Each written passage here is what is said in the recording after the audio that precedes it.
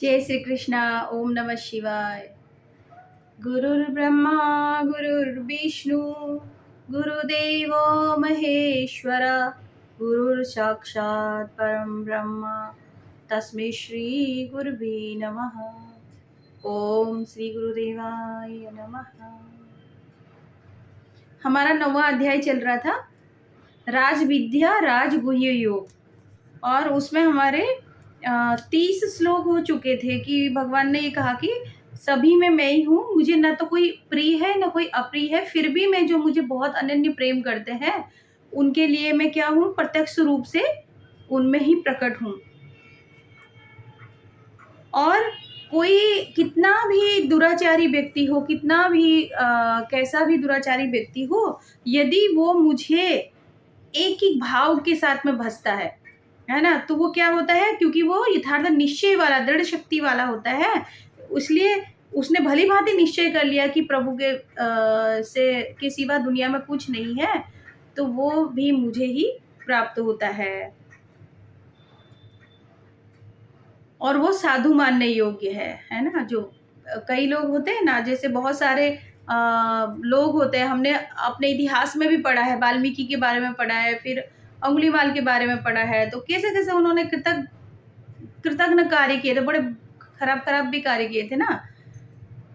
उसके बावजूद थोड़ी सी संगति, सत्संग मिलने के कारण, साधु लोगों का संग मिलने के कारण वो कितने महान बन गए ना, तो वो आज उनकी पूजा होती है। तो भगवान कहते हैं कि कितना भी उसने दुराचार पहले किया हो, लेकिन अभी अनन्य भाव के साथ मेरा शरणागति हो गया है, मुझ में ही भजन करता, मेरे में ही अपने को अर्पण कर दिया, तो मैं उसको वो साधु कहलाने योग्य है। क्षिप्रम भवति धर्मात्मा शांतिम निगच्छति कौन्तेय प्रति जानी ही न मे भक्त प्रणश्यति। भगवान कहते हैं वो शीघ्र ही धर्मात्मा हो जाता है, क्योंकि भक्ति ऐसी चीज है जो भगवान में अगर हमारा मन लग जाता है ना, तो कितना भी अपवित्र मन हो, कितने भी हमने दुराचार पाप कर्म हमारे से हो चुके हो अज्ञानतावश, वो सब भी धुल जाते हैं और फिर क्या होता है, धर्मात्मा बन जाते हैं, हमारी आत्मा धर्म में प्रवीण हो जाती है। क्यों? भगवान का नाम ही इतना पवित्र है। तो जो एकाग्र निष्ठ होकर अनन्य भाव से मेरी भक्ति करता है, वो कितना भी दुराचारी हो, वो धर्मात्मा बन जाता है। भगवान के नाम में वो शक्ति है, वो प्रताप है उनके नाम का, उनकी भक्ति का,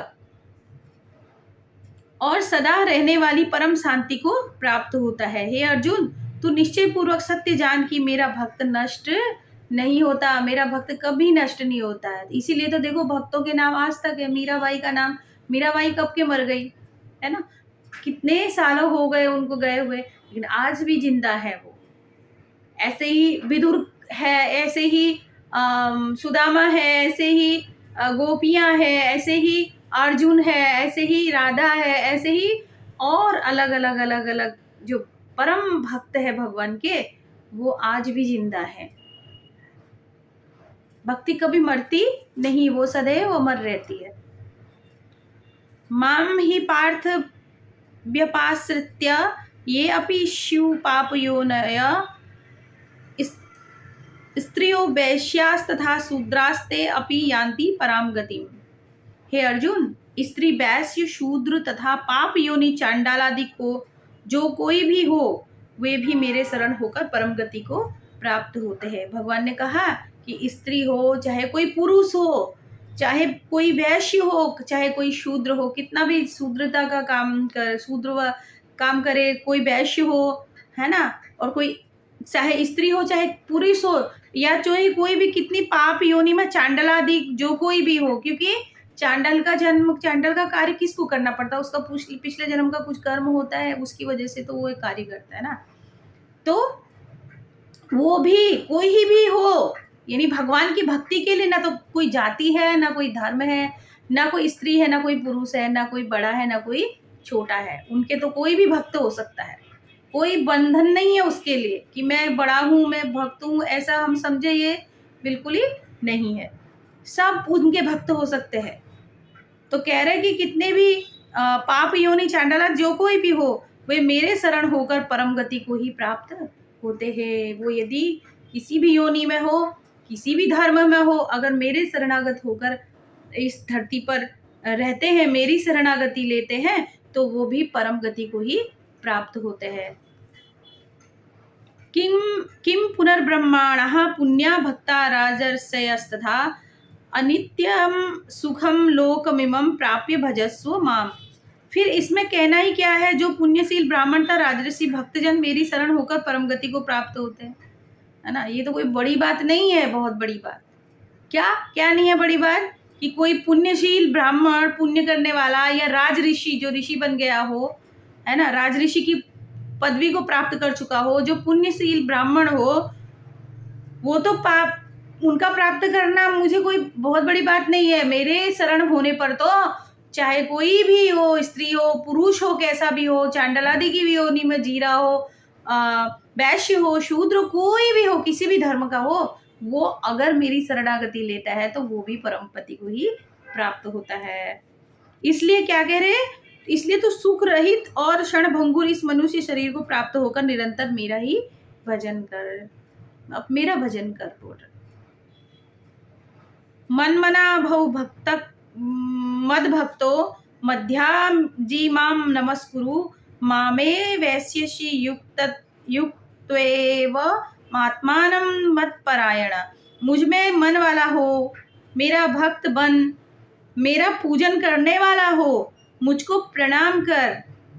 इस प्रकार आत्मा को मुझ में नियुक्त करके मेरे प्राण होकर तू मुझको ही प्राप्त होगा। इस प्रकार आत्मा को मुझ में नियुक्त, आत्मा परमात्मा का ही अंश है, उन्हीं से पैदा हुआ है, उन्हीं में ही है, तो उसको मुझ में परायण कर दे। मेरे नाम में मुझे प्रणाम करते हुए मेरा ही पूजन करने वाला, इस प्रकार आत्मा को मुझ में नियुक्त करके, एक आत्मा एक करके, एक हो गया ना, आत्मा परमात्मा का मिलन है ना, आत्मा परमात्मा में मिल गई, है ना। बूंद समुद्र में गिरी और समुद्र बन गई, नदी बहती हुई किस में गई, समुद्र में बन गई, और समुद्र ही हो गई, दोनों का एक अस्तित्व हो गया। ऐसे करके मुझे पूरा टोटल अपने आप को मुझ में लगाकर मेरे प्राण होकर मुझको ही प्राप्त होगा। तो कहते हैं ना कि हम जिस पे अपना मन लगाते हैं ना, तो वो ही हमें प्राप्त होता है। ये लॉ ऑफ अट्रैक्शन भी इसको बोलते हैं। हमारा मन जिस चीज में लगेगा वही प्राप्त होगा, है ना। यदि हम दुखी है करते रहेंगे तो और दुख बढ़ जाएगा। यदि हम प्रसन्न रहेंगे, खुश रहेंगे, भगवान है हमारे साथ, जो भी होगा, जैसा भी होगा, सब अच्छा ही होगा, ऐसे करके सकारात्मक सोच के साथ जिएंगे तो हमारे जीवन में सकारात्मकता ही होगी, है ना। वासनाओं को, बहुत ज़्यादा इच्छाओं को, बहुत सारी चीज़ों में अगर फंसे रहेंगे दुनियादारी में, तो दुनियादारी ही प्राप्त होगी। और अगर भगवान में अपने मन को लगाएंगे तो भगवान ही प्राप्त होगा। तो इस तरह से ये हमारा 9वां जो अध्याय है वो भगवान को समर्पित होता है। तो ये तो छोटा था, आज हम 10वां भी अब शुरू करेंगे, 10वां अध्याय। तो जो 10वां अध्याय, अभी हमने देखो कितने सारे योगों के बारे में भगवान ने बताया ना, कर्म संन्यास योग, राज विद्या राजगुह्य योग, है ना, अक्षर ब्रह्म योग, ऐसे करके अब हम 10वां अध्याय है विभूति योग, विभूति, है ना, श्रेष्ठ विभूति योग नाम का 10वां अध्याय हम शुरू करें। तो अभी भगवान क्या कह रहे हैं, देखो इसमें भगवान से ही शुरू हो रहा है। श्री भगवान वाचम भूय एव महाबाहो शृणु मे परमं वचः यत्तेऽहं प्रीयमाणाय वक्ष्यामि हितकाम्यया। श्री भगवान बोले, हे महाबाहो, हे अर्जुन, फिर भी मेरे परम रहस्य और प्रभाव युक्त वचन को सुन, है ना। भगवान बोल रहे कि तू मेरे जो परम रहस्य मैं तुझे बताता हूँ अपने बारे में, और प्रभाव युक्त जो वचन मेरे में, कहते ना, जो गुरुजन होते, श्रेष्ठ जन होते, पता है उनकी वाणी में प्रभाव होता है, उसके कारण, क्योंकि वो एक बहुत बड़ी एनर्जी को लेकर इस दुनिया में आते हैं, है ना, समग्र की एनर्जी को लेकर, ऊर्जा को लेकर आते हैं, समस्त चेतना को, विस्तृत चेतना को लेकर जब यहाँ पर आते हैं तो उनकी वाणी में भी प्रभाव होता है ना, उनका जीवन रहस्यमय होता है। तभी भगवान कहते हैं कि मेरे परम रहस्य और प्रभाव युक्त वचन को सुन, जिससे मैं तुझे अतिशय प्रेम रखने वाले के लिए हित की इच्छा से कहूँगा, क्योंकि तू मुझ में बहुत प्रेम रखता है। देखो, ज्ञान भी हो या चाहे कोई अच्छी चीज़ हो, जो हमें बहुत प्रिय होता है उसी को देते हैं ना। जो हमें प्यार करता है वही सुनेगा भी तो हमारी बातों को। जो जो हमारे प्यार को समझेगा ही नहीं, वो हमारी बातें क्यों सुनेगा, क्यों समझेगा उसको, है ना। तो भगवान अर्जुन के हृदय में इतना प्रेम है भगवान कृष्ण के प्रति, तो तभी भगवान कृष्ण कह रहे कि तू मेरे पे अत्यंत प्रेम रखने वाला है, तो तेरी हित की इच्छा के लिए मैं ये कहूँगा। क्या कहूँगा, कह रहे, क्या बता रहे, न मे विदु सुरगणा प्रभव न महर्षय अहमादि ही देवानाम महर्षिणाम च सर्वश। मेरी उत्पत्ति को अर्थात लीला से प्रकट होने को न देवता लोग जानते और न महर्षि जन जानते हैं। देवता भी नहीं जानते, बोल रहे मेरी उत्पत्ति को कैसे जानेंगे भाई ना। जो आदि है, जो अनंत है, जो कभी नष्ट हुआ ही नहीं है ना, जिसमें सारा संसार स्थित है, वो परब्रह्म, वो परमात्मा को महर्षि लोग, देवता लोग भी नहीं जानते। देवता लोग नहीं जानते, इसलिए तो परम गति को प्राप्त नहीं हो पाते ना। इसलिए भी तो योनि में, देवता की योनि में ही रहते हैं।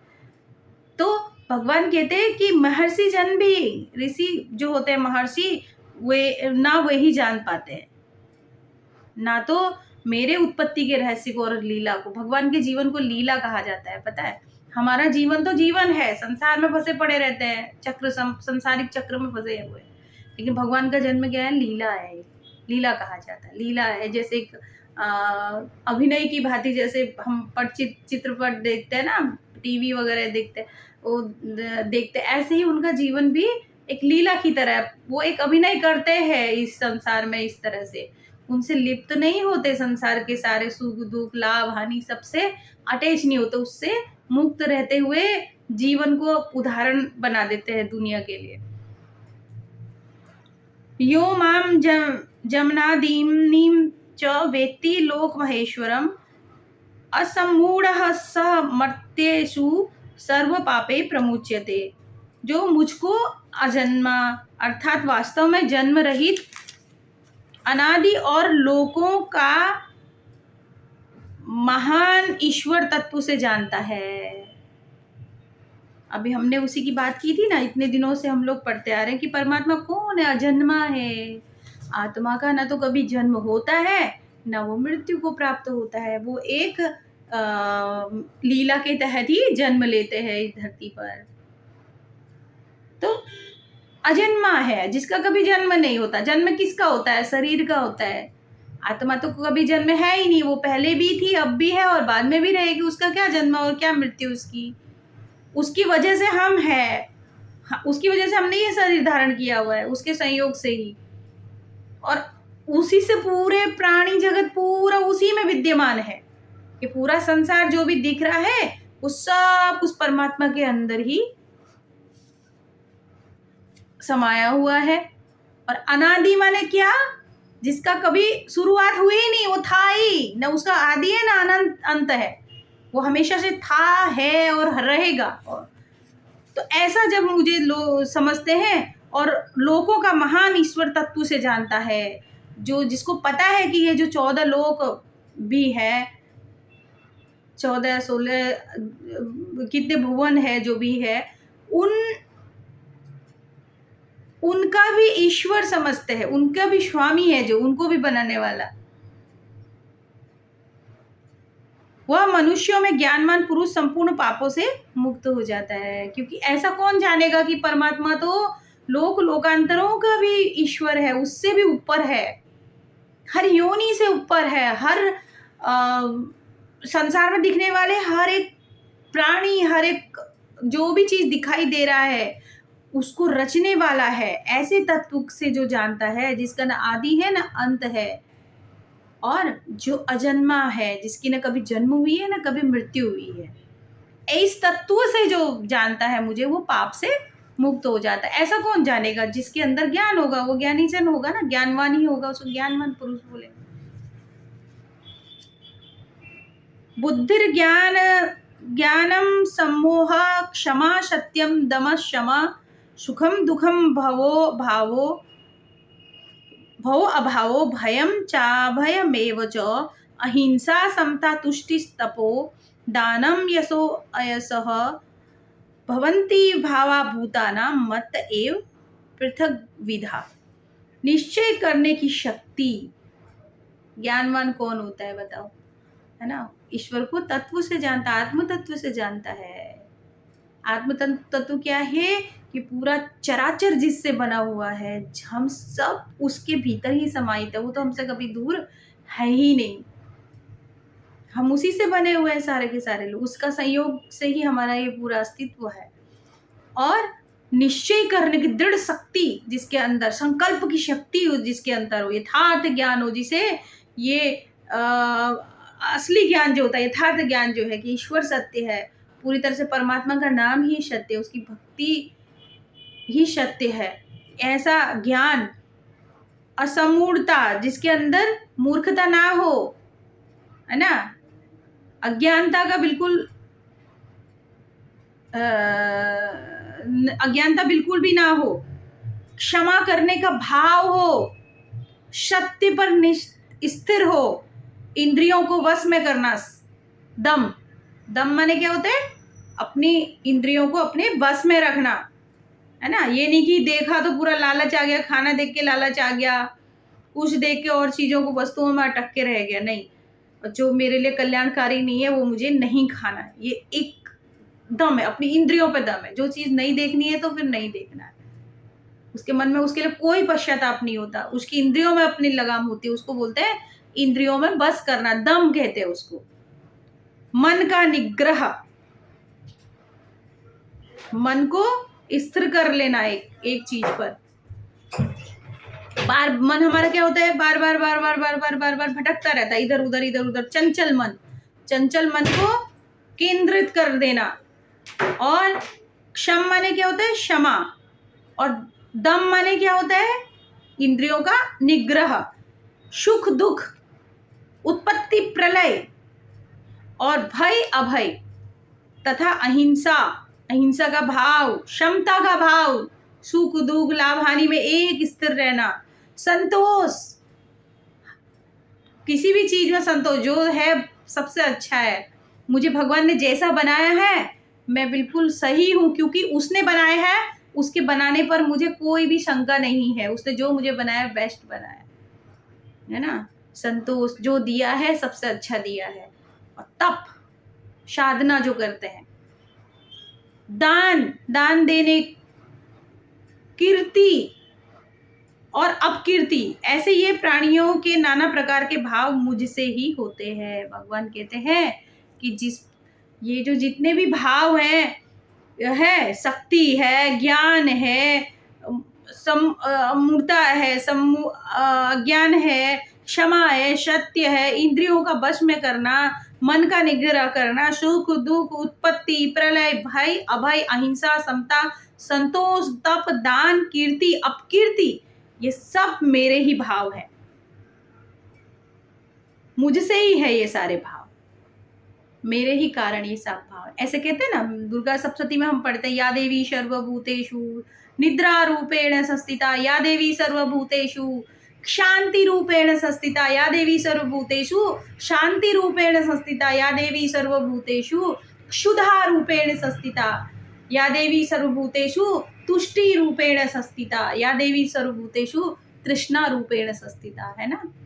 क्या अंतर है बताओ, भगवान कृष्ण के और माँ में कोई अंतर नहीं है ना, एक ही शक्ति है, एक ही रूप, अलग अलग अलग अलग भाव इंसान के अंदर प्रकट हुआ। किसी के मन में माँ के प्रति भाव आया तो वो माँ है, किसी के प्रति कृष्ण के रूप में प्रेम आया तो वो कृष्ण है, कुछ अंतर नहीं है। तो ये सारे भाव किससे है, भगवान से ही प्रकट होते हैं। तो इसको आज यहीं पर हम भगवान को अर्पण करते हुए प्रार्थना करते हैं। श्री कृष्ण गोविंद हरे मुरारे, हे नाथ नारायण वासुदेव, हे नाथ नारायण वासुदेव, हे नाथ नारायण वासुदेव। वासुदेव। श्री कृष्ण गोविंद हरे मुरारे, हे नाथ नारायण वासुदेव। जय श्री कृष्ण।